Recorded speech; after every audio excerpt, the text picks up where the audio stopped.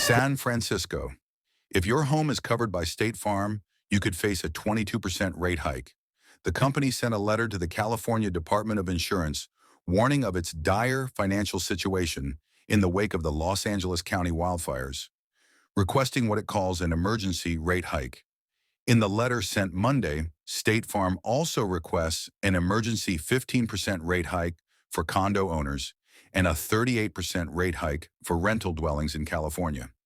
State Farm is the country's largest insurer and covers 20% of the wildfire-affected areas in Los Angeles County. The company says it has received more than 8,700 claims and has already paid $1 billion to Southern California customers. State Farm is having trouble remaining profitable in California, and a big reason is the claims. The cost of doing business as an insurance company in California, especially for property insurance, has gone up, said Kevin Brassler, executive editor of Consumer's Checkbook. When there are claims, it's more expensive to repair the homes or have to rebuild a home from scratch. Construction costs have gone way up, said Brassler. But critics say State Farm refuses to provide proof it needs the hike. This request is really outrageous for an emergency increase.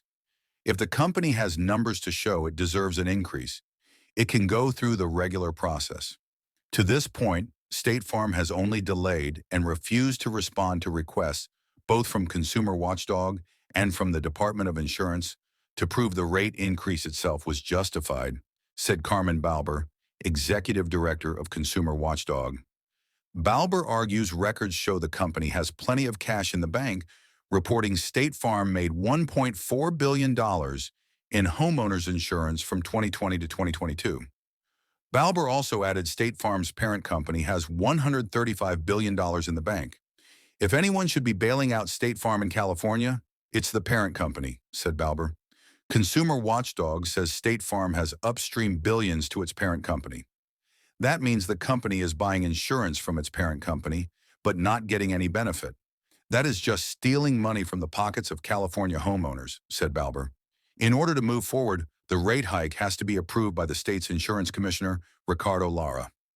In response to State Farm's announcement, his office wrote, "To protect millions of California consumers and the integrity of our residential property insurance market, the department will respond with urgency and transparency to recommend a course of action for Commissioner Lara. It's shameful for State Farm to be trying to take advantage of this tragedy and make money on the backs of California homeowners who are trying to recover," said Balber. To put this in perspective, State Farm was already granted a 20% rate increase in March last year. The company requested another 30% hike last July, but it was never approved, so this 22% hike would amend that one if approved.